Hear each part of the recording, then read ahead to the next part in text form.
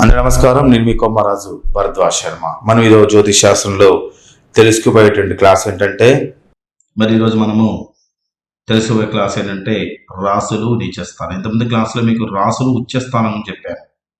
మరోసారి రిజల్ట్ మనం తెలుసుకుంటే రవికి మేషం, చంద్రుడికి వృషభం, బుధుడికి కర్కాటకం, కన్యకి బుధుడు, తులకి శని, మకరానికి కుజుడు, శుక్రానికి మీనానికి శుక్రుడు ఇక్కడ ఉచ్చస్థానాలు ఏర్పడ్డాయి. మెయిన్గా నీచస్థానం అంటే ఏం లేదండి, ఏదైతే ఒక గ్రహం ఉందో ఆ గ్రహం దగ్గర నుంచి 7వ స్థానమే తన యొక్క నీచ స్థానం, 7th హౌస్. ఏ గ్రహాన్ని మనం లెక్క పెడుతున్నట్టయితే తన యొక్క 7వ స్థానం మనకి నీచ స్థానం అవుతుంది. మీకు మళ్ళీ చెప్తున్నా వినండి, స్వక్షేత్రం వేరు, ఉచ్చస్థానం వేరు, నీచ స్థానం వేరు, మిత్ర క్షేత్రం వేరు, కోణ స్థానాలు వేరు, కేంద్రాలు వేరు. ఇంతకుముందు క్లాసులో స్వక్షేత్రం గురించి చెప్పాను, తెలుసుకోండి. ఉచ్చస్థానం గురించి చెప్పాను, తెలుసుకోండి. ఇప్పుడు నీచం గురించి తెలుసుకోండి. ఏదైతే గ్రహం ఉందో తన స్థానం నుంచి 7వ స్థానమే నీచం అన్నాం. ఎగ్జాంపుల్ మనం రవి నుంచి మొదలు పెడతాం. ఇక్కడ రవి మేషానికి ఉచ్చస్థానం, తన దగ్గర నుంచి 7వ స్థానం లెక్కండి. 1, 2, 3, 4, 5, 6, 7 అంటే తుల తన యొక్క నీచ స్థానం అవుతుంది. చూడండి, తుల తన యొక్క నీచ స్థానం అవుతుంది. చంద్రుడికి వృషభం ఉచ్చస్థానం అయితే చంద్రుడికి వృచ్చికము నీచ స్థానం అవుతుంది. వృషభం నుంచి 7వ స్థానం 1, 2, 3, 4, 5, 6, 7 7వ స్థానం మనకి ఇక్కడ ఏదైతే ఉందో వృచ్చికం అనేది తన యొక్క నీచ స్థానం అయింది. ఇక నెక్స్ట్ బుధుని తీసుకుందాం. బుధుడు ఇక్కడ ఉచ్చం ఉందంటే ఆపోజిట్ 7వ స్థానమే మనకి 1, 2, 3, 4, 5, 6, 7 7వ స్థానం మనకి బుధుడికి ఇక్కడ నీచం పొందాడు. ఇక నెక్స్ట్ గురుడిని తీసుకుందాం. గురుడు ఇక్కడ ఉచ్చం పొందాడంటే ఇక్కడ నుంచి 7వ స్థానం అంటే ఇక్కడికి వస్తుంది మనకి 7వ స్థానం.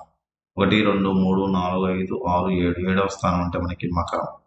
మకరంలో గురుడు నీచం పొందడం అనేది జరుగుతూ ఉంటుంది.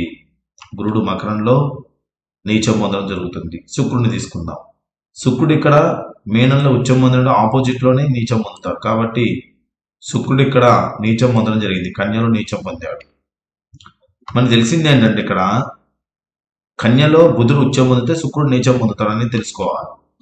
నెక్స్ట్ శనిని తీసుకున్నట్టయితే శని మనకి ఇక్కడ ఉచ్చ స్థానంలో ఉండి దీనికి ఆపోజిట్ ఇది 7వ స్థానం అవుతుంది. లెక్కేసుకోండి 1, 2, 3, 4, 5, 6, 7 ఇది మేషమైంది. కాబట్టి మేషం తన యొక్క నీచ స్థానం అనేది శనికి నీచమైంది. ఇక్కడ రాహుని మనం ఉచ్చ స్థానం తీసుకున్నాం కాబట్టి ఇక్కడ ఉన్నటువంటి ఇది ఒక స్థానం తులాలో నీచం అనేది జరుగుతుందని చెప్తూ ఉంటారు. ఎందుకంటే తనకి 7వ స్థానం బేస్ తీసుకోరు శని, రాహుకేతువులు మాత్రం ఇక్కడ నీచ స్థానం తీసుకుంటారు. ఇక కేతువుకి ఈ ట్రాన్సిట్లో నీచ స్థానం లేదు, కానీ మకరాన్ని మాత్రం కొద్దిగా కేతువుని నీచ స్థానంగా పరిగణలో తీసుకోవడం జరుగుతూ ఉంటుంది. కానీ రాహుకేతువులు ఉచ్చ నీచ స్థానాలు అనేది మనకి లేవు. కాబట్టి మనము రవి, చంద్ర గ్రహాలు మాత్రమే 7 గ్రహాలు తీసుకున్నట్టయితే రవికి తుల నీచము, చంద్రుడికి వృచ్చికము నీచము, కుజుడికి కర్కాటకం నీచము, బుధుడికి మీనం నీచము, గురుడికి మకరం నీచము, శుక్రుడికి కన్యా నీచము, శనికి మేషం నీచం. ఈ విధంగా మొత్తం కూడా నీచ స్థానాల గురించి మనము వివరంగా తెలుసుకోవడం జరిగింది. ఇప్పటి వరకు మనం తెలుసుకుంది ఏంటంటే ఉచ్చ స్థానాలు, నీచ స్థానాలు, ఈ రెండు కూడా క్లియర్గా తెలుసుకున్నాం. కాబట్టి క్లియర్గా మనం తెలుసుకున్న రవి మేషంలో ఉచ్చం పొందితే రవి తులాలో నీచం పొందుతుంది. చంద్రుడు వృషభంలో ఉచ్చం పొందితే వృచ్చికంలో నీచం పొందుతాడు. బుధుడు కన్యలో ఉచ్చం పొందితే మీనంలో నీచం పొందుతాడు.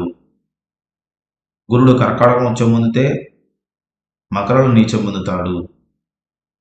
శుక్రుడు మీనంలో ఉచ్చం పొందితే కన్యలో నీచం శుక్రుడు మీనంలో ఉచ్చం పొందితే కన్యలో నీచ స్థానంలోకి వెళ్తాడు. శని తులాలో ఉచ్చం పొందితే శని మేషంలో నీచ స్థానంలోకి వెళ్ళడం అనేది జరుగుతూ ఉంటుంది. మనము ఈ యొక్క రాశిచక్రాన్ని మనం పరిశీలన చేసినట్టయితే ఏ గ్రహమైనా సరే ఇక్కడ నీచం పొందిందా అనేటువంటి పాయింట్ని మనము తీసుకోవాలి. ఏదైనా ఒక గ్రహం పొందిందా, ఒక గ్రహం మాత్రం మనకి ఇక్కడ నీచ స్థానంలో కనిపిస్తూ ఉంది. గమనించండి, అది చంద్రుడు. ఇక్కడ చంద్రుడు నీచ స్థానంలో ఉండడం అనేది జరిగింది. మరి ఈ జాతచక్రాన్ని మనము గమనిద్దాం. ఈ జాతచక్రం మనం గమనించినప్పుడు ఈ జాతకంలో మరి ఉచ్చ స్థానాలు నీచ స్థానం మనం గమనిస్తే ఇక్కడ ఏదైతే శనిగ్రహం ఉందో శనిగ్రహం ఇక్కడ నీచ స్థానంలో ఉంది.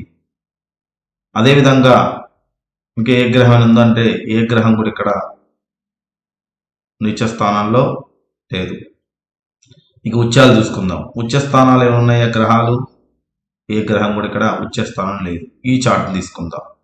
ఈ చార్ట్లో మనకి ఏ గ్రహం అయినా సరే ఉచ్చ స్థానంలో ఉందా అంటే బుధుడు ఉచ్చ స్థానంలో ఉన్నాడు, శుక్రుడు నీచ స్థానంలో ఉన్నాడు, గురుడు నీచ స్థానంలో ఉన్నాడు, కుజుడు నీచ స్థానంలో ఉన్నాడు. మీరు జాతకంలో చార్ట్స్ ఓపెన్ చేసినప్పుడు మీరు గమనించండి, గ్రహాలని వేసేటప్పుడు వాళ్ళు ఏం చేస్తారంటే ఒక గుర్తులతో వేస్తూ ఉంటారు. ఒక రెడ్ మార్క్లో వేస్తారు. రెడ్ మార్క్ అంటే చూసారు, రెడ్ మార్క్లో ఉంది, ఇది రెడ్ మార్క్లో ఉంది, ఇది రెడ్ మార్క్లో ఉంది.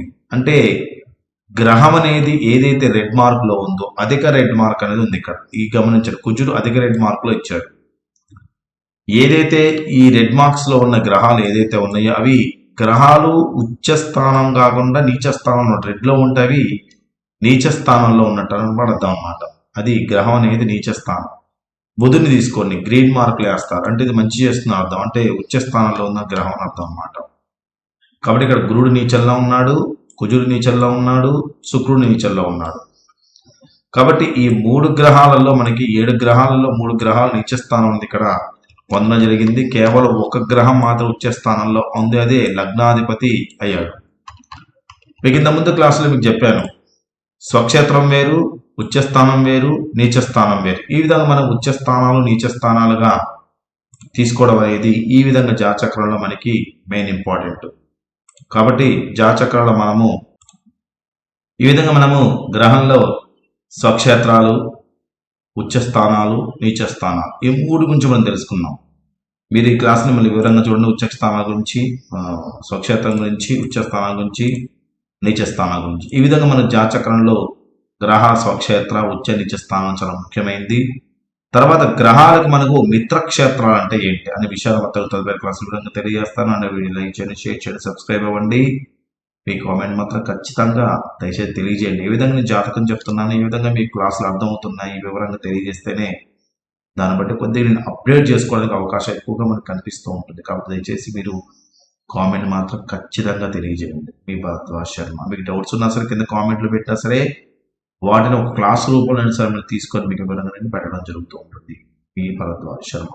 Welcome to Learn Astro and Devotional Bhakti. Please subscribe our channel, get live videos daily.